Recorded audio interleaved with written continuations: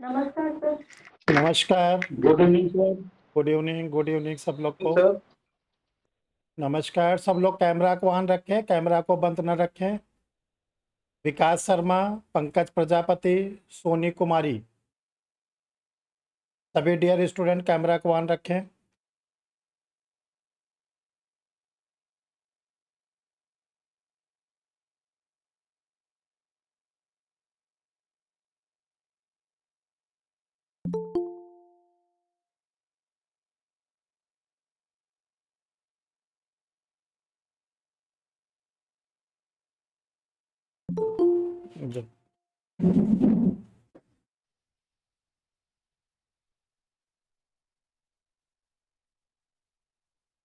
सभी स्टूडेंट अपने कैमरा को ऑन रखें।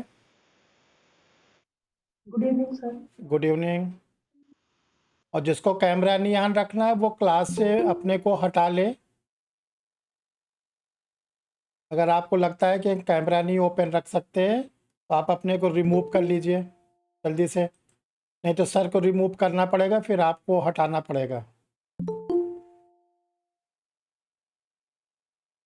पंकज राजपूत, शशि रंजन, अंतिम आप लोग को वार्निंग दी जा रही है। Aarti Tiwari, good evening sir. Good evening. Good evening sir. Good evening. चलिए डियर स्टूडेंट, आज हम लोग अपने टॉपिक पर आते हैं। आज हम लोग का जो टॉपिक है वो सीआरपीसी है। कल आप लोग के साथ मोटिवेशन सेशन पर बात किया गया है। आज आप लोग के साथ डायरेक्ट सब्जेक्ट पर बात किया जाएगा। ठीक है डियर स्टूडेंट, बहुत ध्यान से आप लोग सर की बात को सुने, और फिर अगर किसी को कोई प्रॉब्लम आती है, कोई चीज़ नहीं समझ में आता है, तो आप हमसे पूछ लेंगे। आप लोग को हम पूरा चांस देंगे कि आप लोग को समझने का अवसर दिया जाएगा। जब आप लोग का जो क्वेरीज है वो कंप्लीट हो जाएगी तभी केस को क्लास को समाप्त किया जाएगा। देखिए, जो लॉ होता है जिसको आप लोग हिंदी में विधि कहते हैं, ये दो प्रकार का होता है। एक होता है डिवाइन लॉ और एक होता है ह्यूमन लॉ। देखिए, बेस बता रहे हैं शुरुआत से। जो लॉ होता है वो दो प्रकार का होता है। एक आप लोग का होता है डिवाइन लॉ, जिसको हम लोग कहते हैं दैवी विधि, और दूसरा लॉ होता है जिसको हम लोग कहते हैं ह्यूमन लॉ, मानवीय विधि। देखिए, जो डिवाइन लॉ होता है इसमें मानव का कोई हस्तक्षेप नहीं होता। ये ह्यूमन बीइंग का इसमें कुछ लेना देना नहीं होता। ये जो लॉ होता है ये जो डिवाइन पावर होती है उनके द्वारा बना दिया गया है। और इसका जो नमस्कार सर। हाँ नमस्कार। और इसका देखिए जो बेस्ट एग्जाम्पल है वो बेस्ट एग्जाम्पल है इसका हिंदू लॉ, मोहम्मडन लॉ, जिसको हम लोग पर्सनल लॉ कहते हैं। जो हिंदू लॉ और मोहम्मडन लॉ है ये डिवाइन लॉ है। इसे ईश्वरीय शक्ति के द्वारा बनाया गया है। इसमें मानव का कोई लेना देना नहीं है, इसीलिए इसका नाम है पर्सनल लॉ। लेकिन दूसरा जो है जिसको हम लोग कहते हैं ह्यूमन लॉ, मानवीय विधि। देखिए, जो ह्यूमन लॉ होता है ये उस लॉ को कहते हैं जो मानव के द्वारा मानव के लिए बनाया जाता है, जो ह्यूमन के द्वारा ह्यूमन के लिए बनाया जाता है, उसको हम लोग कहते हैं ह्यूमन लॉ। अब जो ह्यूमन लॉ होता है इसको फिर दो पार्ट में क्लासिफाइड किया गया है।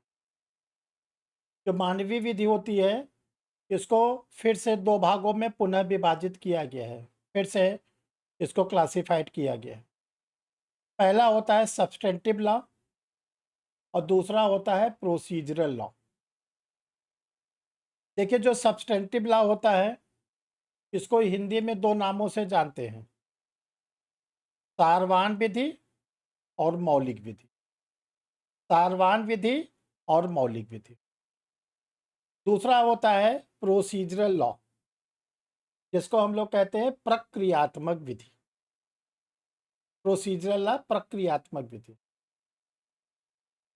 देखिए जो सब्सटेंटिव लॉ होता है वो किस लॉ को हम लोग बोलते हैं? ऐसा लॉ जिसमें लॉ को डिफाइन किया जाता है, जिसमें राइट्स बताए जाते हैं, ड्यूटीज बताए जाते हैं,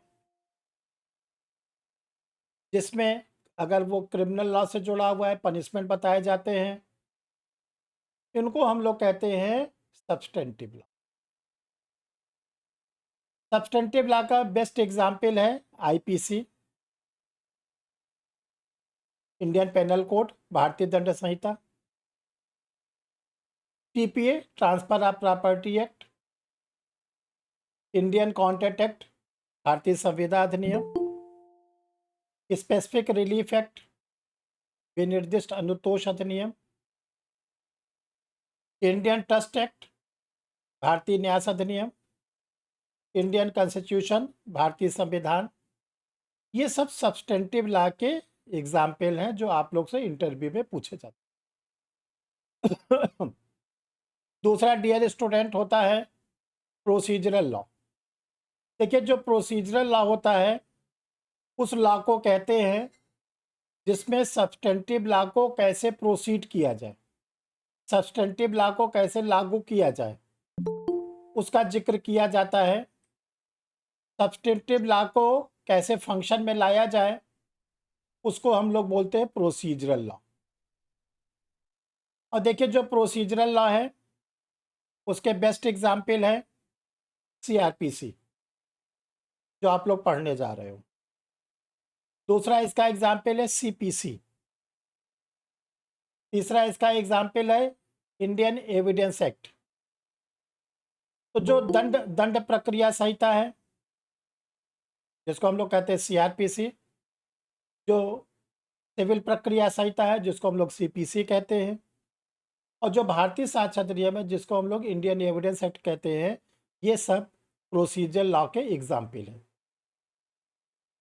देखिए जैसे आप लोग प्रैक्टिकल लाइफ में दैनिक जीवन में देखते हैं कि दो प्रकार के डॉक्टर होते हैं। एक डॉक्टर होता है फिजिशियन और एक डॉक्टर होते हैं सर्जन। जो फिजिशियन वाले डॉक्टर होते हैं उनकी डिग्री होती है एमडी। आप लोग देखे होंगे डॉक्टर साहब लोग के डिग्री लिखी रहती है एमडी। और जो सर्जन वाले डॉक्टर होते हैं उनकी डिग्री रहती है एमएस, मास्टर ऑफ सर्जन। तो जो एमडी वाले डॉक्टर होते हैं जिनको फिजिशियन कहते हैं वो हम लोगों को कैसे ठीक करते हैं? जब हम आप लोग बीमार पड़ते हैं तो उनको कैसे ठीक करते हैं? दवा के बल पर। वो क्या करते हैं, हम लोगों का डायग्नोज करते हैं, जो टेस्ट वगैरह कराना होता है टेस्ट वगैरह करा के डायग्नोज करके और फिर एक मेडिकल ओपिनियन हम लोग को बता देते हैं कि आपको ये बीमारी है और इतने दिन आपका इलाज चलेगा और ये आपको दवा करनी है। दूसरी ओर जो सर्जन होते हैं वो डायग्नोज करने के बाद सर्जरी करते हैं। हमारे उस आर्गन्स में जिसमें अंग में हम लोग की प्रॉब्लम होती है उसको काट पीट के ठीक करते हैं। तो जो फिजिशियन है वो उसी तरह काम करते हैं जैसे हम लोग का सब्सटेंटिव लॉ। हम लोग के सब्सटेंटिव लॉ में केवल लॉ के डिफाइन कर दिया गया है, बाकी वो कैसे प्रोसीड होगा वो आप लोग को मिलता है सीआरपीसी प्रोसीजर लॉ। जैसे आईपीसी है सब्सटेंटिव लॉ। आईपीसी में क्या है डियर स्टूडेंट? पूरी आईपीसी जो 511 धारा है, 511 सेक्शन है, 23 चैप्टर्स हैं, उसमें क्या बताया गया? केवल दो बातों, डिफरेंट टाइप के क्राइम्स और उनका पनिशमेंट। पूरी आपकी आईपीसी दो पार्ट में डिवाइड है, offence against body, offence against property. आप लोग को बताया गया कि ये हत्या है, ये कल्पेबल होमोसाइड है, ये मर्डर है, ये थेफ्ट है, ये एक्सटर्सन है, ये रॉबरी है, ये डकैती है, ये क्रिमिनल ट्रेसपास है। उसकी परिभाषा और उसका दंड। अगर किसी ने कोई क्राइम किया है तो जो पनिशमेंट आईपीसी में बताया गया है वो कैसे दिया जाएगा? तो उसके लिए आपको सहारा लेना पड़ता है सीआरपीसी। सीआरपीसी क्या कहती है कि जब कभी ऑफेंस हो तो सबसे पहले क्या करना है? एफआईआर। सबसे पहले तो एफआईआर जो लॉज होती है वो सीआरपीसी के सेक्शन 154 में जो इन्वेस्टिगेशन होता है, अन्वेषण होता है पुलिस ऑफिसर के द्वारा, वो भी जो होता है वो सीआरपीसी के सेक्शन 156 से 173 सब क्लास 2। फिर जो ट्रायल चलता है, मुकदमा चलता है, वो ट्रायल भी सीआरपीसी के सेक्शन 225 से 265 विचारण। तो कहने का मतलब है कि जो क्राइम होगा वो प्रोसीड करेगा कहां पर? सीआरपीसी।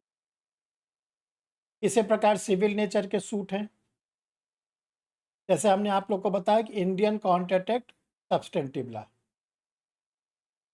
अगर दो लोगों ने कोई करार किया, संविदा का निर्माण किया और कॉन्ट्रैक्ट ब्रीच हो जाता है, संविदा भंग हो जाती है, तो जो इंडियन कॉन्ट्रैक्ट एक्ट में सेक्शन 73 से 75 बताया गया है रेमेडीज, संविदा भंग के उपचार। तो ये संविदा भंग के जो उपचार है, रेमेडीज है, वो कहाँ मिलेगा आपको? उसके लिए आपको सिविल सूट लाना पड़ेगा। और सिविल सूट कहाँ लाओगे? सीपीसी में। सीपीसी में सेक्शन 26 ऑर्डर फर्स्ट, ऑर्डर 7 में बताया गया है कि जो सिविल नेचर के सूट होते हैं वो प्लेंट के द्वारा लाए जाते हैं, वाद पत्र के द्वारा, और 2 कॉपी में। तो वो प्रोसीजर आपको वहां मिले। ठीक है, तो इतनी बात सारे स्टूडेंट को समझ में आ गया। हम लोग का लॉ 2 प्रकार का है। एक है डिवाइन लॉ, दैवी विधि, जिसके एग्जाम्पल आपको हमने बताया हिंदू लॉ, मोहम्मडन लॉ। दूसरी लॉ होती है ह्यूमन लॉ, मानवीय विधि। जो मानवीय विधि होती है वो फिर 2 भाग में डिवाइड की गई है। एक को हम लोग कहते हैं सब्सटेंटिव लॉ, मौलिक विधि या सारवान विधि, और दूसरे को हम लोग कहते हैं प्रक्रियात्मक विधि, प्रोसीजरल लॉ। ठीक है, जो सब्सटेंटिव लॉ है उसमें केवल प्रोविजन दिए रहते, उपबंध दिए रहते हैं, वो कैसे प्रोसीड होगा वो नहीं मालूम। वो प्रोसीड होता है प्रोसीजरल लॉ में। और जो सब्सटेंटिव लॉ के हमने आप लोगों को एग्जाम्पल बताए, IPC, TPA transfer of property act, Indian contract act, Indian easement act, Indian trust act, specific relief act, Indian constitution, etcetera. इसकी जो सब्सटेंटिव लॉ है इसका सीरीज बहुत लंबी है। Indian partnership act, negotiable instrument act, sales of good act, बहुत से act हैं। लेकिन जो प्रोसीजर लॉ है वो मेनली 3 है। अगर सिविल नेचर का सूट है तो वो प्रोसीड करेगा सीपीसी में, क्रिमिनल नेचर का सूट है तो प्रोसीड करेगा सीआरपीसी में, और सिविल नेचर का सूट और क्रिमिनल नेचर के सूट में जो गवाही होगी, साक्ष्य होगा, एविडेंस होगा, वो लिया जाएगा इंडियन एविडेंस एक्ट में। Indian evidence act civil nature के सूट पर भी लागू होता है और क्रिमिनल नेचर के सूट पर लागू होता है। ठीक है, किसी को कोई प्रॉब्लम तो नहीं? इतनी बात तो सबको समझ में आ गई होगी इजी वे में। अब देखिए डियर स्टूडेंट, जो सीआरपीसी हम लोग पढ़ने जा रहे हैं इसका तो पहले सही सही नाम आप बोलना सीख लो। देखो हिंदी में इसको क्या बोलेंगे और इंग्लिश में क्या बोलेंगे।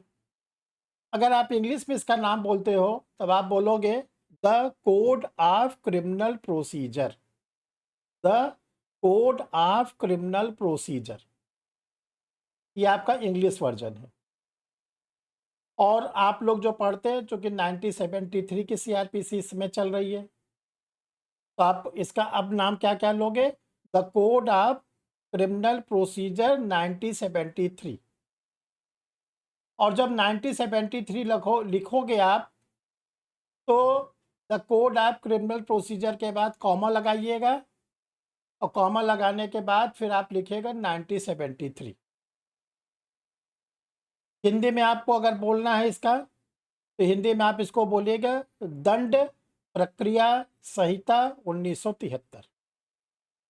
ये इसका सही नाम है। तो हिंदी में तो आप बोल लेते हो, जब इंग्लिश में आपका नंबर आता है तो आप इसको कह देते हो क्रिमिनल प्रोसीजर कोड। तो आप इसको जिस तरह हमने आपको बोला है the code of criminal procedure, वैसे आपको बोलना है।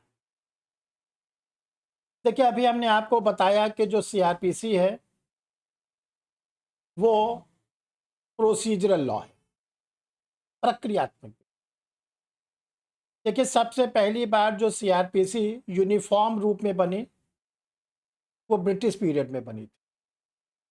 ब्रिटिश पीरियड में पहली बार पूरे ब्रिटिश इंडिया के लिए सीआरपीसी बनाई गई, और वो सीआरपीसी थे 1898।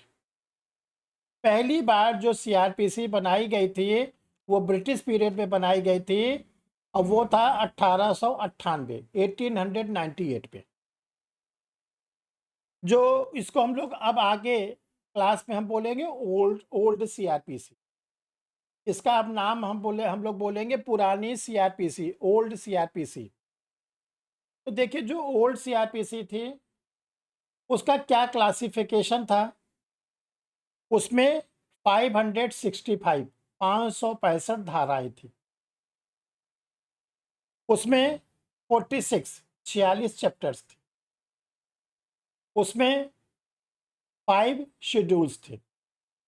फिर से ध्यान रखिए, 565 धाराएं, 565, 46 चैप्टर्स, 46 अध्याय, और 5 शेड्यूल्स। ये उस सीआरपीसी का स्ट्रक्चर था। बस इतना ही आपको जानना है ओल्ड सीआरपीसी के बारे में। अब देखिए, जो हम लोग की नई सीआरपीसी बनी 1973 में, उसका क्या स्ट्रक्चर है? वो जो अब इसको लोग बोलेंगे न्यू सीआरपीसी। जो न्यू सीआरपीसी है उसका स्ट्रक्चर है 484 सेक्शंस, 484 धाराएं, 37 चैप्टर्स, 37 अध्याय, और 2 शेड्यूल्स, 2 अनुसूची। ठीक है, देखो फिर से हम रिपीट कर दे रहे हैं। 484 सेक्शंस, 34 चैप्टर्स एंड 2 शेड्यूल्स, 484 धाराएं, 37 अध्याय, और 2 अनुसूची। ये हम लोग की जो नई सीआरपीसी है उसका स्ट्रक्चर। देखिए, हम आप लोग को ये मान के चल रहे हैं, आप लोग इसको अदरवाइज मत लीजिएगा सर की बात को। हम ये मान के चल रहे हैं कि आप लोग ज़ीरो हैं। हम आप लोग को ज़ीरो से ऊपर ले चल रहे हैं, 1 2 3 4 5 ऐसे करके। जिस दिन कोर्स कंप्लीट होगा उस दिन आप हो जाओगे 100। ठीक है, जीरो मान के चल रहे हैं तो किसी को कोई दिक्कत तो नहीं है। हम बेस पूरा आप लोग को नहीं सर। बताना चाहते हैं। हम चाहते हैं कि एक बार आप लोग को बेस क्लियर हो जाए तो सीआरपीसी खूब तेज़ी से दौड़ेगी। और जिस स्टूडेंट को सीआरपीसी आ गई, सीपीसी आ गई, जूरिस्प्रूडेंस आ गया, इंटरनेशनल लॉ आ गया, और इंडियन कॉन्स्टिट्यूशन, ये हम लोग के लॉ के मेजर पेपर है जो जिसको डिफ़िकल्ट माना जाता है। तो आप जुडिशियल ऑफिसर बनने में बहुत आसानी रहेगी, और बनेंगे ही नहीं जुडिशियल ऑफिसर, एक आप अच्छे जुडिशियल ऑफिसर। इसीलिए हम आपको बेस से लेके चल रहे हैं, नीचे से। तो ये अब क्वेश्चन ये उठता है कि जब ऑलरेडी हमारी सीआरपीसी 1898 की चल रही थी, तो पूरी सीआरपीसी बदलने की ज़रूरत क्या पड़ गई? इसका कारण आप जानिए। देखिए, जो ओल्ड सीआरपीसी थी उसमें क्या क्या डिफेक्ट्स थे, जिसकी वजह से हम लोगों को नई सीआरपीसी बनानी पड़ी। देखिए, जो ओल्ड सीआरपीसी थी, जब हम लोगों का कॉन्स्टिट्यूशन लागू हुआ 1950 में, तो जो हमारा कॉन्स्टिट्यूशन संविधान था, कॉन्स्टिट्यूशन के बहुत से प्रोविज़न को ब्रीच कर रही थी ओल्ड सीआरपीसी के सेक्शंस। पुरानी वाली सीआरपीसी की अनेक धाराएं, जो हमारा इंडियन कॉन्स्टिट्यूशन थे, उसके आर्टिकल्स को ब्रीच कर रहा था, तोड़ रहा था। तो आप लोग को मालूम होना चाहिए कि अगर कॉन्स्टिट्यूशन में और किसी दूसरे कानून में, एक्ट में कोई टकराहट होगी, तो कॉन्स्टिट्यूशन नहीं बदला जाता है, वो एक्ट बदल दिया जाता है, वो धारा बदल दी जाती है। तो हमारी गवर्नमेंट ने लॉ कमीशन को बोला कि आप ये बताइए कि कौन कौन से सेक्शन ओल्ड सीआरपीसी की चेंज कर दिया जाए, ताकि वो इंडियन कॉन्स्टिट्यूशन के सिमिलर हो जाए, इंडियन कॉन्स्टिट्यूशन को जो तोड़ रहा है, ब्रीच कर रहा है, वो न करने पाए। तो लॉ कमीशन ने अपनी जो रिपोर्ट दिया 1969 में, उसमें उसने लगभग 450 धाराओं को बदलने की सिफारिश की। 565 में से 450 धाराएं को बोला कि बदल दीजिए, ये सब टकराहट कर रही है। तो हमारी उस समय की गवर्नमेंट ने ये डिसाइड किया, लॉ मिनिस्ट्री ने, अगर हम 450 सेक्शन को बदलते हैं, एक बार जो जुरिस्टिक लोग हैं, न्यायाधीश हैं, जजेस हैं, लॉ के प्रोफेसर हैं, बैरिस्टर, एडवोकेट हैं, वो पहले 565 को पढ़े, फिर 450 को अलग पढ़े, तो सीआरपीसी हो जाएगी बहुत लेंदी। तो बेस्ट होगा कि नई सीआरपीसी लिख दिया। तब हमारी संसद ने ड्राफ्ट किया, लॉ मिनिस्ट्री ने नई सीआरपीसी, और जो नई सीआरपीसी ड्राफ्ट किया वो 1973 में बनी। लेकिन इसका जो इन्फोर्समेंट हुआ, लागू हुआ, वो लागू हुआ है 1 अप्रैल 1974।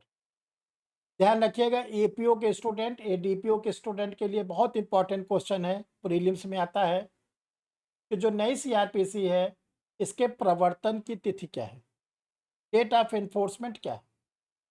इसका डेट ऑफ इन्फोर्समेंट है 1 अप्रैल, 1 अप्रैल 1974। 74 को अंडरलाइन कर लीजिएगा। अब देखिए, जो नई सीआरपीसी के क्या क्या इसमें विशेषताएं, जो हम लोग की न्यू सीआरपीसी है, इसमें कौन कौन सी ऐसी विशेषताएं हैं जिसके कारण ये आज तक लागू है। सबसे पहले देखिए, जो ओल्ड सीआरपीसी थी, उसमें मजिस्ट्रेटों का जुरिस्डिक्शंस फिक्स नहीं था, क्षेत्राधिकार, कि कौन कौन से सीआरपीसी के सेक्शन जुडिशियल मजिस्ट्रेट यूज़ करेंगे पावर को, और कौन कौन से सेक्शन को एक्सिक्यूटिव मजिस्ट्रेट यूज़ करेंगे, कार्यपालक मजिस्ट्रेट। देखिए, दो प्रकार के मजिस्ट्रेट होते हैं, एक होते हैं एक्सिक्यूटिव मजिस्ट्रेट और एक होते हैं जुडिशियल मजिस्ट्रेट।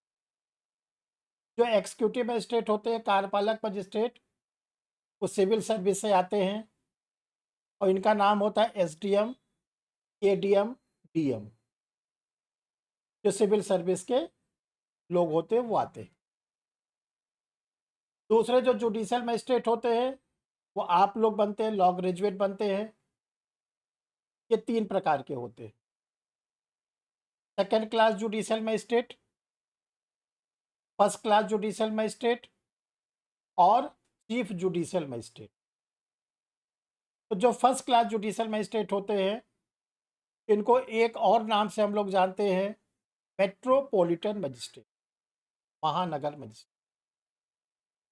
तो जो न्यू सीआरपीसी है, उसमें बिल्कुल क्लियर बता दिया गया है कि कौन कौन से काम एक्सिक्यूटिव मजिस्ट्रेट करेंगे और कौन कौन से काम जुडिशियल मजिस्ट्रेट। जैसे जो ट्रायल है, सीआरपीसी के सेक्शन 225 से 265, कि ट्रायल को कौन चलाता है, किसकी कोर्ट में ट्रायल चलता है? वो ट्रायल चलता है मजिस्ट्रेट की कोर्ट में या सेशन जज की कोर्ट। एग्जीक्यूटिव मजिस्ट्रेट को बिल्कुल पावर नहीं दिया गया है। लेकिन अगर धारा 144 लगानी है सीआरपीसी की, जो आम रूप में आप लोग सुनते हो, तो धारा 144 कौन लगाता है सीआरपीसी की? कर्फ्यू कौन लगाता है? एग्जीक्यूटिव मजिस्ट्रेट, कार्यपालक मजिस्ट्रेट। तो सबसे पहले जुडिशियल मजिस्ट्रेट और एग्जीक्यूटिव मजिस्ट्रेट को अलग अलग कर दिया गया और उनकी पावर को अलग अलग कर दिया गया, और ये कहा गया कि जो काम जुडिशियल मजिस्ट्रेट का वो जुडिशियल मजिस्ट्रेट करेंगे, जो एग्जीक्यूटिव मजिस्ट्रेट का है वो एग्जीक्यूटिव मजिस्ट्रेट। जो पहले खिचड़ी थी, क्लियर नहीं था, उसको क्लियर कर दिया गया।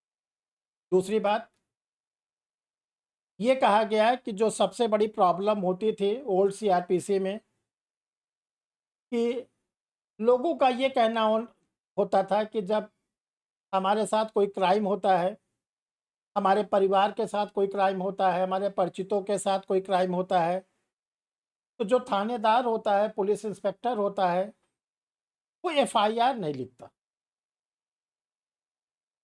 तो नई सीआरपीसी में प्रोविज़न बनाया गया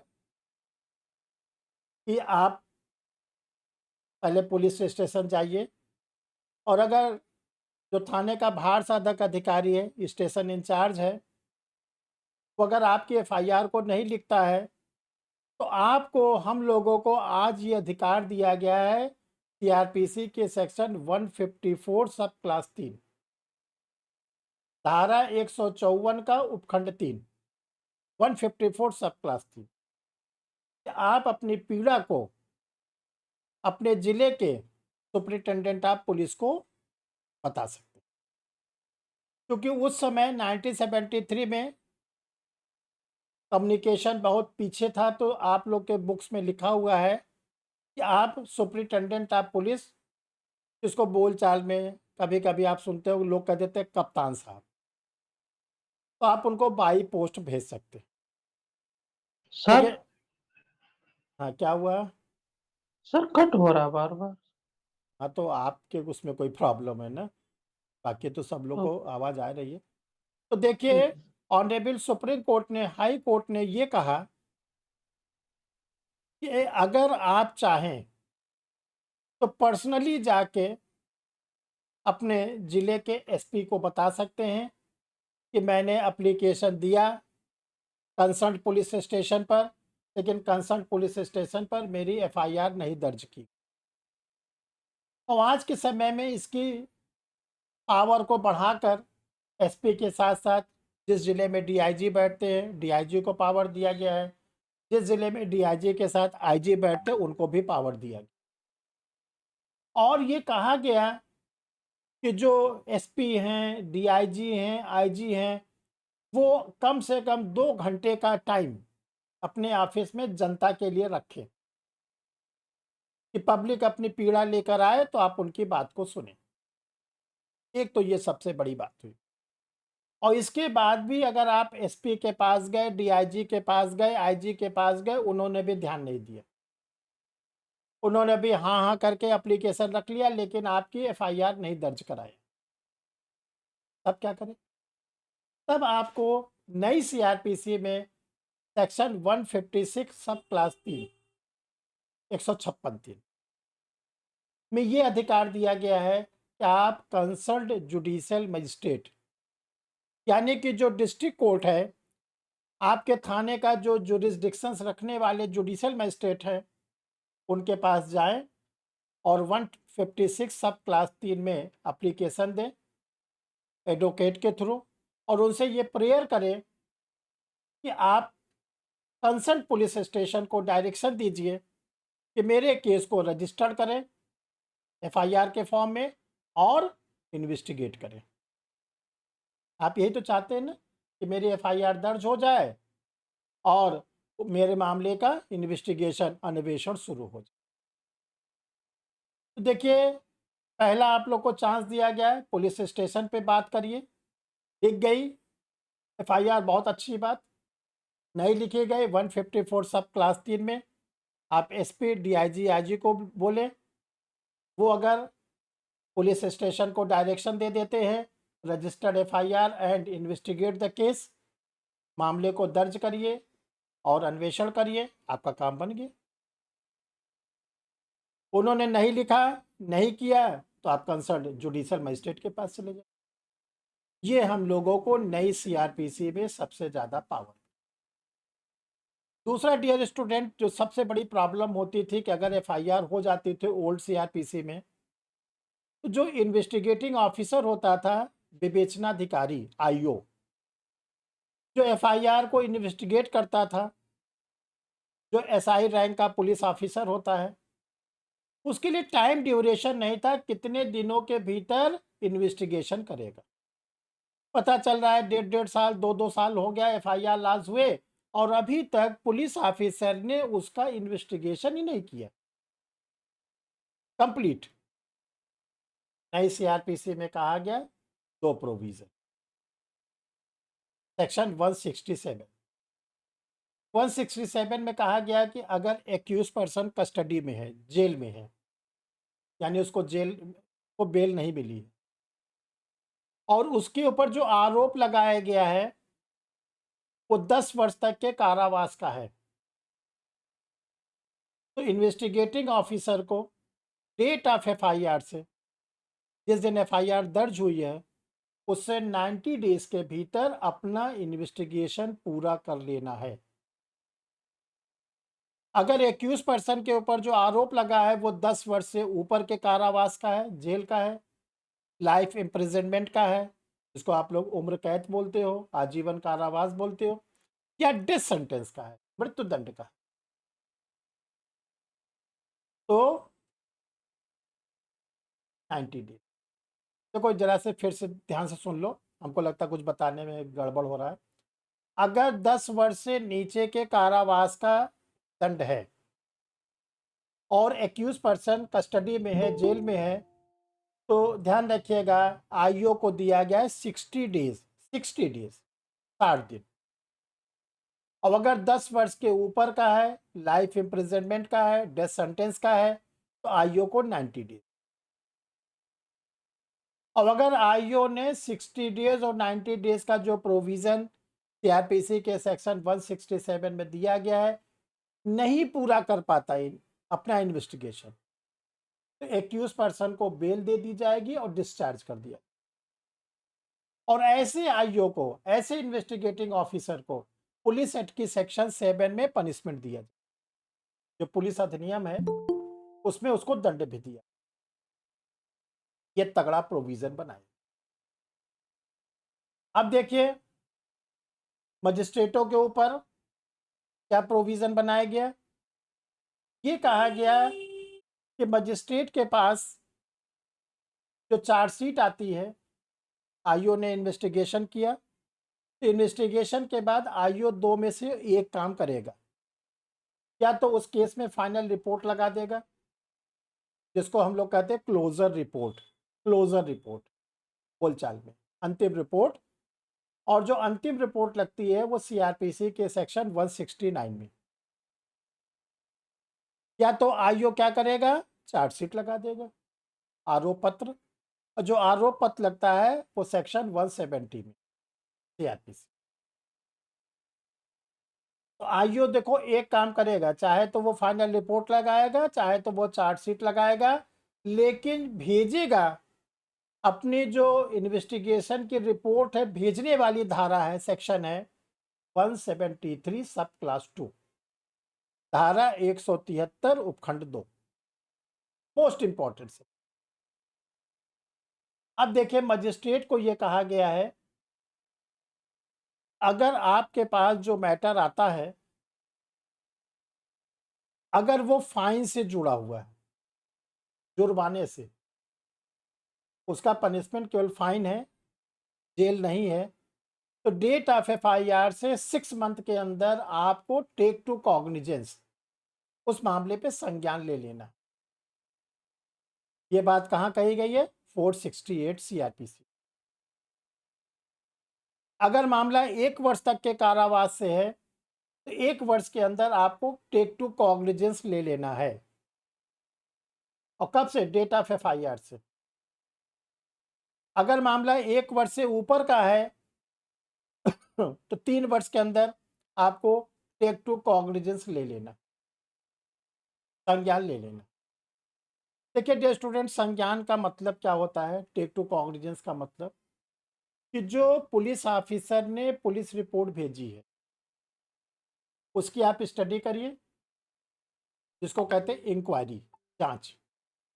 और आप ये तय करिए कि क्या प्राइम एफएसआई बन रहा है कि नहीं बन रहा है, प्रथम दृष्टया अपराध बन रहा है कि नहीं बन रहा। अगर प्राइम एफएसआई नहीं बन रहा है एक्यूज पर्सन के अगेंस्ट प्रथम दृष्टया अपराध, तो मजिस्ट्रेट को कहा गया है कि एक्यूज पर्सन को, आरोपी व्यक्ति को डिस्चार्ज कर, उन्मोचित, कि आप जाइए, आपके विरुद्ध कोई मामला नहीं बन रहा है। और अगर फ्यूचर में कभी बनेगा, कोई एडिशनल एविडेंस आएगा तो आपको बुलाया जाएगा, अदरवाइज आप जाइए, छुट्टी। बट अगर पुलिस रिपोर्ट को देखने के बाद मजिस्ट्रेट को लगता है कि प्राइम एफएसआई बन रहा है, तो मजिस्ट्रेट एक्यूज पर्सन के अगेंस्ट, अभियुक्त व्यक्ति के विरुद्ध आरोप तैयार करता है, फ्रेमिंग ऑफ द चार्ज। इसी को बोलते हैं टेक टू कॉग्निजेंस। तो नई सीआरपीसी में जहां पर इन्वेस्टिगेटिंग ऑफिसर को, आईओ को समय सीमा में बांध दिया गया है, कितने दिनों के भीतर आपको क्या करना है, अपना इन्वेस्टिगेशन कंप्लीट कर देना है। और नहीं करोगे तो पुलिस एक्ट में आपको मिलेगा दंड, और साथ साथ एक्यूज पर्सन को बेल देके रिलीज कर दिया जाएगा। और मजिस्ट्रेटों को कहा गया इतने समय के भीतर आप ये तय कर लीजिए कि ये मामला आपके कोर्ट में चलने लायक है या आपके कोर्ट में चलने लायक नहीं। ये नई सीआरपीसी की सबसे बड़ी विशेषता। फिर देखिए नई सीआरपीसी के फीचर्स क्या है। जैसे अगर मान लीजिए एक्यूज पर्सन को सजा मिल गई, क्रिमिनल केस है और एक्यूज पर्सन को सजा मिल गई, वो कन्विक्ट हो गया, तो क्या जो विक्टिम है, जिसको हम लोग बोलते हैं प्रोसिक्यूशन, क्या प्रोसिक्यूशन अपील कर सकता है? अगर आरोपी व्यक्ति को सजा मिल गई, एक्यूज पर्सन को कन्विक्ट कर दिया गया, तो क्या जो विक्टिम है, जिसने एफआईआर लॉस की थी, जिसको हम लोग बोलते हैं अभियोजन, प्रोसिक्यूशन, वो अपील कर सकता है? तो ओल्ड सीआरपीसी में प्रोविजन नहीं था, लेकिन नई सीआरपीसी में प्रोविजन दिया गया कि कर सकता है। अब क्वेश्चन उठता है कि सजा तो मिल गई, अब किस बात की अपील आप चाहते हो? अब अपील हम चाहते हैं कि जो ट्रायल कोर्ट ने, विचारणी न्यायालय ने इसको दंड दिया है, वो दंड कम है। हम दंड को बढ़वाने के लिए अपील करना चाहते हैं, दंड को बढ़वाने के लिए अपील करना चाहते हैं। ये नया प्रोविजन जोड़ा गया नई सीआरपीसी। फिर नई सीआरपीसी में क्या जोड़ा गया? ये कहा गया कि अगर एक्यूज पर्सन, अभियुक्त व्यक्ति, आरोपी व्यक्ति मजिस्ट्रेट के सामने अपने अपराध को स्वीकार कर लेता, कन्फेशन, संस्वीकृति, तो मजिस्ट्रेट उसको दंड दे देता है। ये तो आप लोग को मालूम है। तो क्या सजा होने के बाद एक्यूज पर्सन को, जो मजिस्ट्रेट ने कन्विक्ट कर दिया है, सजा दे दिया है, क्या वो व्यक्ति अब अपील कर सकता है? तो नई सीआरपीसी में कहा गया हाँ। अब क्वेश्चन ये उठता है कि जब आपने मजिस्ट्रेट के सामने अपने ऊपर लगे आरोप को स्वीकार कर लिया, मजिस्ट्रेट ने आपको दंड दे दिया, अब किस बात की अपील? अब हम अपील करते हैं किस बात की? कि जो मजिस्ट्रेट ने मुझे दंड दिया है, मैं उस कन्विक्शन को एक्विटल में नहीं बनवाना चाहता। मैं दोष सिद्ध को दोष मुक्त में परिवर्तन करने की अपील नहीं कर रहा हूं। मैं केवल ये चाहता हूं कि जो मजिस्ट्रेट ने मुझे दंड दिया है, दंड को कम कर दिया। अगर मुझे 5 वर्ष का कारावास है तो मजिस्ट्रेट उस कारावास को कम कर। ये नई सीआरपीसी में दिया गया छूट। फिर देखिए नई सीआरपीसी में और क्या कहा गया, अगर एक्यूज पर्सन ऑफेंस करने के बाद अरेस्ट हो जाता है और जितने दिन वो रिमांड पर रहता है, चाहे पुलिस कस्टडी में या जुडिशियल कस्टडी में, और बाद में जब उसका कन्विक्शन होता है, सजा होती है, तो जितने दिन वो पुलिस कस्टडी या जुडिशियल कस्टडी जेल में रहा है उतना दिन घटा दिया जाए। इसको ध्यान से समझिए, हम एग्जाम्पल बता देते हैं। जैसे मान लीजिए किसी के ऊपर चोरी का आरोप लगा और जो थेफ्ट है, चोरी है, वो नॉन बेलेबल ऑफेंस है, और नॉन बेलेबल ऑफेंस होने के कारण उसको 1 महीने के लिए जेल में रहना पड़ा, और 1 महीने के बाद उसको बेल मिल गई। बेल मिलने के बाद ट्रायल चलता रहा, और लास्ट में मजिस्ट्रेट ने उसको चोरी के मामले में 1 साल का कारावास दे दिया, 1 साल की जेल। तो ओल्ड सीआरपीसी में ये था कि अब 1 साल वो और जेल में रहेगा। नई सीआरपीसी में कहा गया वो 1 महीने तो जेल में रह चुका ना, तो आप ऐसा करिए कि 12 महीने में 1 महीने को माइनस कर दीजिए, बचेगा 11 महीने। अब वो बाकी 11 महीने ही जेल में रहेगा। ये नई सीआरपीसी में नई विशेषता जोड़ी गई, जिसके कारण कि उतने दिन वो जेल में रह चुका है तो उसको आगे जेल में न रहना पड़े। ठीक है। इसके बाद जो ओल्ड सीआरपीसी थे उसमें 3 प्रकार के magistrate, first class magistrate, second class magistrate, third class magistrate, तृतीय श्रेणी के मजिस्ट्रेट। देखिए जो फर्स्ट क्लास और सेकंड क्लास मजिस्ट्रेट थे वो तो लॉ ग्रेजुएट होते थे, जुडिशियल पर्सन होते थे। जो तृतीय श्रेणी के मजिस्ट्रेट होते थे, थर्ड क्लास के मजिस्ट्रेट होते थे, वो ऑफिस स्टाफ के लोग को प्रमोट कर दिया जाता था। जैसे जो आप लोग डिस्ट्रिक्ट कोर्ट में देखते हैं, जज साहब के बगल में बैठता है वो व्यक्ति जिसको कहते हैं रीडर, हिंदी में कहते हैं पेशकार, देखा होगा आप लोग। तो पेशकार को एक समय के बाद प्रमोशन देके क्लास 3 का मजिस्ट्रेट बना दिया गया। तो जब नई सीआरपीसी हम लोग की बनी, तो नई सीआरपीसी में आप देखते हैं जज बनने के लिए लॉ ग्रेजुएट मस्ट है। हाई कोर्ट का जज, सुप्रीम कोर्ट का जज, डिस्ट्रिक्ट जज, सबके लिए कहा गया लॉ ग्रेजुएट। तो ये कहा गया कि अरे ये office staff non judicial person और इसको आपने मजिस्ट्रेट का स्टेटस दे दिया। तो नई सीआरपीसी में ध्यान रखिएगा, क्लास 3 वाले मजिस्ट्रेट को एबॉलिश कर दिया। अब तृतीय श्रेणी का मजिस्ट्रेट किसी भी कोर्ट में नहीं मिलता, इस पद को समाप्त कर दिया। समझ में आ रहा है आप लोग को? इसके बाद देखिए नई सीआरपीसी में इंडियन कॉन्स्टिट्यूशन की article 39 DPSP, directive principle of state policy, जो राज्य की नीति के निर्देशक तत्व में कहा गया है, free trial,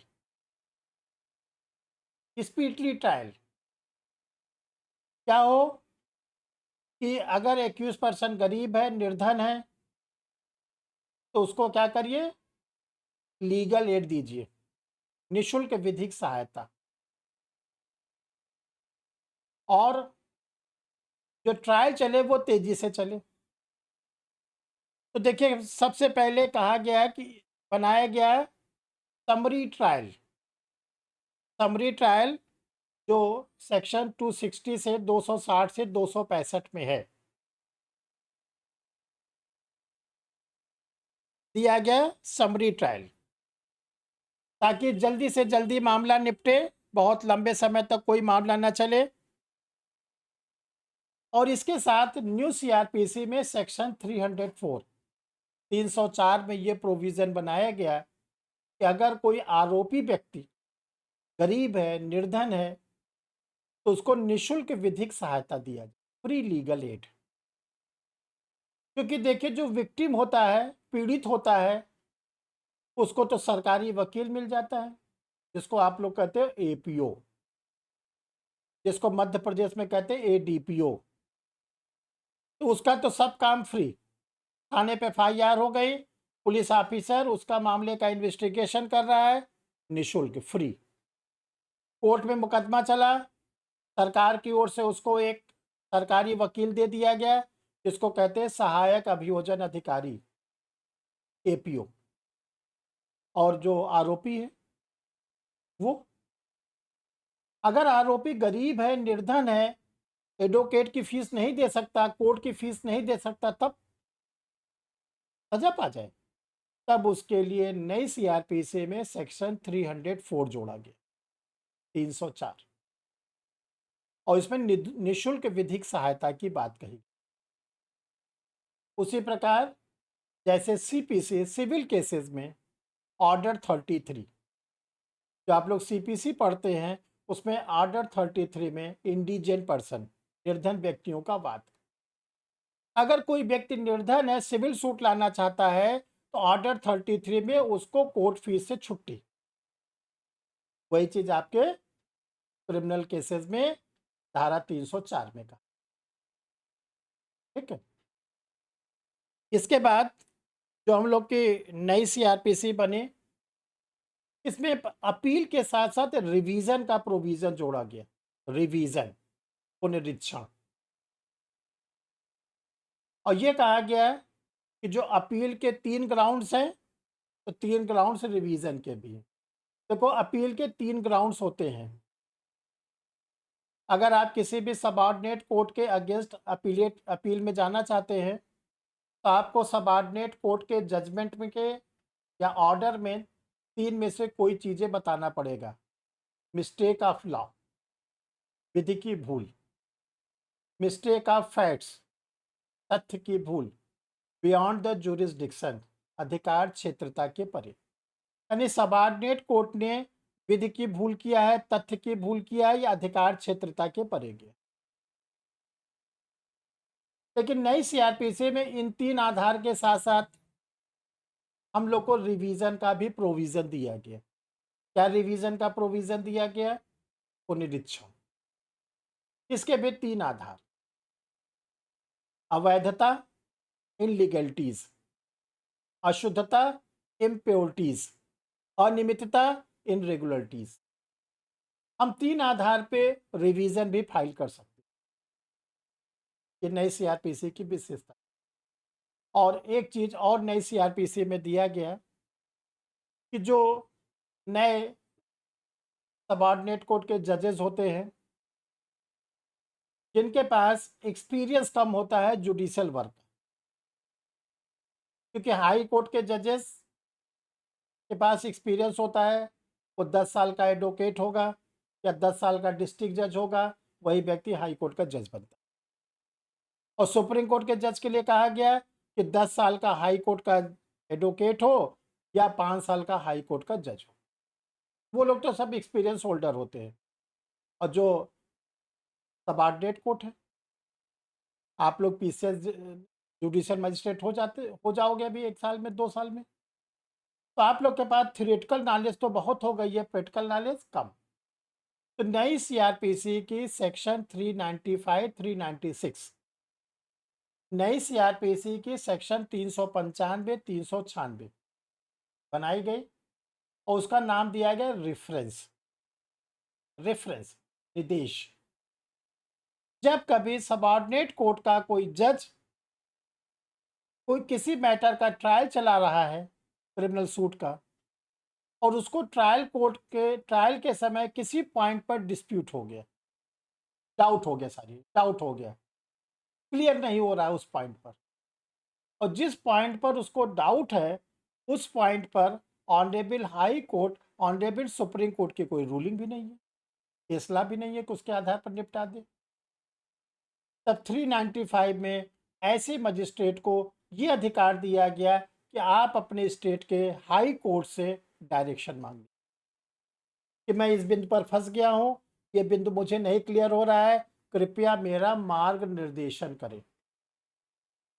honourable supreme court को सेक्शन 396 में कहा गया है, आप 100% उसको डायरेक्शन देंगे, मना नहीं करेंगे, क्योंकि वो तो खुद ही फंसा हुआ है।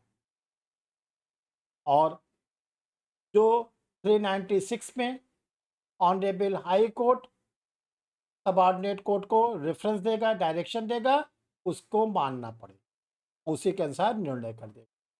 तो देखिए इतनी ज़्यादा विशेषताओं को लेकर हम लोगों की नई सीआरपीसी बनकर सामने है और ये सीआरपीसी 1 अप्रैल 1974 से लागू की गई। और अगर आप देखें कि 26 साल उधर 74 के बाद 26 साल इधर और 22 साल इधर, 26 और 22 48 साल तक ये अभी चल रही है। लेकिन अब ये देखा जा रहा है कि हमारे सोसाइटी में कुछ चेंजेस हो गए। जैसे हम लोग आज के समय में डिजिटल से बहुत ज़्यादा जुड़ गए हैं, इलेक्ट्रॉनिक इंस्ट्रूमेंट से हम लोग बहुत ज़्यादा जुड़ गए हैं। तो अब संसद ने ये निर्णय लिया है कि नई सीआरपीसी आप लोग के लिए ड्राफ्ट की। अभी प्रपोजल है और एक चीज़ आप लोग को बता दें, जल्दी से जल्दी सिलेक्शन ले लो। अदरवाइज अगर आईपीसी भी बदली जा रही है, होम मिनिस्टर ने स्टेटमेंट दे दिया है कि नई आईपीसी ड्राफ्ट होगी, नई सीआरपीसी ड्राफ्ट।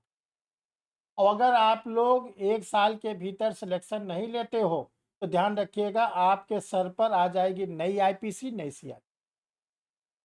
उसको समझने में आपको लग जाएगा 4 से 5 महीने, 6 महीने। सेक्शन बदल जाएगी, सेक्शन नीचे ऊपर हो जाएगी, या हो सकता है सेक्शन पूरी की पूरी बदल जाए।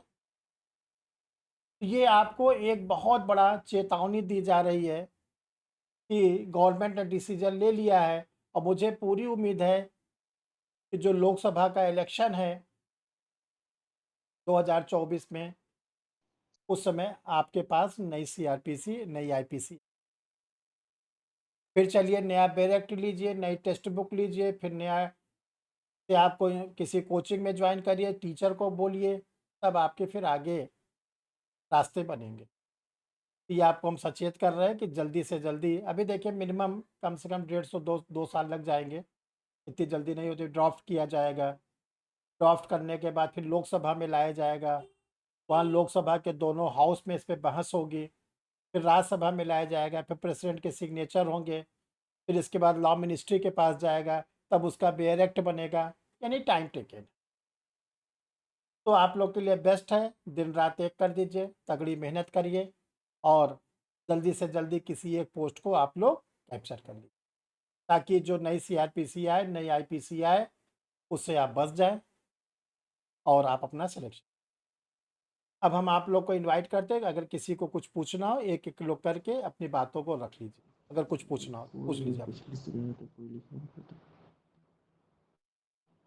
आप में से किसी को, अगर जितनी बातें हमने बताई कहीं कोई डाउट हो, कोई बात न समझ में आई हो, तो आप लोग पूछ सकते हैं।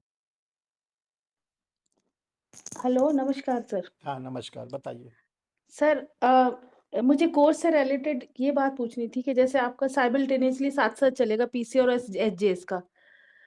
तो सर कुछ फ़र्क होता है इन दोनों के उसमें कुछ प्रिपरेशन में? कुछ फर्क नहीं होता, कुछ तो भी सर फर्क लेकिन नहीं। जैसे मुझे जूरिस्प्रूडेंस नहीं पढ़ना है, तो इंटरनेशनल लॉ नहीं इसके साथ पढ़ना है फिर? तो आप मत पढ़िए उसको, तो आपका एचजेएस का सिलेबस वो पढ़िएगा। तो सर इसमें लोकल लॉज़ भी इंक्लूडेड हैं? हाँ तो अगर यूपी का आप देंगे तो यूपी में जो है 6 लोकल लॉज आपको पढ़ना है। अच्छा, तो आपकी जो 30,000 का स्ट्रक्चर है इसमें ये सब इंक्लूडेड रहेगा? हाँ वो एचजेएस का स्ट्रक्चर है और जो सिविल जज का वो अलग स्ट्रक्चर। देखिए जो कॉमन पेपर है आप लोगों के वो साथ जी, में जी। चलेंगे, और जो पेपर अलग अलग है, जैसे जुडिशरी के जे वाले स्टूडेंटों को जूरिस्प्रूडेंस पढ़ना है, इंटरनेशनल लॉ पढ़ना है, तो उनकी सेपरेट क्लास चलेगी। जिन लोगों नहीं तो का एचजेएस का बैच है उनके लिए जो अलग से पेपर है, जैसे आपके लोकल लॉज है, वो अलग क्लास चलेगी। अच्छा, तो मतलब अभी कॉमन पेपर हमारे साथ रहेंगे साथ और में उसके लिए फिर आप अलग कराएंगे? अलग हो जाए, जब कॉमन पेपर खत्म हो जाते हैं तो बैच सेपरेट हो जाते हैं, अलग अलग हो। अच्छा, अच्छा, शुरू में कॉमन रहेंगे और हाँ सर दूसरे आप इसमें टेस्ट वगैरह भी इंक्लूड रखेंगे? सब बिल्कुल, टेस्ट तो मस्ट है, बिना टेस्ट के कैसे कैसे। कैसे वीकली लेंगे, मेंस का कि पीटी का? नहीं, पीटी का। अभी ये जो बैच है वो पीटी का है, अच्छा, मेंस का अच्छा, अच्छा, बैच नहीं है। अच्छा, तो सर फिर मेंस का बैच ये कितने दिनों तक ड्यूरेशन कितना रहेगा इसका? देखिए जो लोग जे की तैयारी कर रहे हैं उनके कोर्स कम से कम 6 से 7 महीना, और जो लोग एचजेएस की तैयारी कर रहे हैं उनके सिलेबस 8 से 9 महीना फ्री का। अच्छा, अच्छा, अच्छा, अच्छा। तो सर ऐसा नहीं है कि साथ में मेंस भी तैयार किया जाए? हाँ, देखिए जब आप लोग के 2-3 महीने हो जाएँगे, थोड़ा-सा माइंड हम्म। जुडिशियल हो जाएगा, तब जी मेंस के जी। बैच स्टार्ट कर दिए जाए। अच्छा ठीक है? अच्छा। ठीक मेंस है, का थैंक यू अलग सर। बैच होगा, मेंस का अलग एडमिशन होता है, मेंस का सब अलग है। क्योंकि मेंस में देखिए जब आप लोग को जुडिशियल नॉलेज हो जाती है, मेंस का जो नोट्स होता है वो how to write correct answer. बस आप लोग को उसमें क्वेश्चन आंसर लिखवाना रहता है, ठीक है?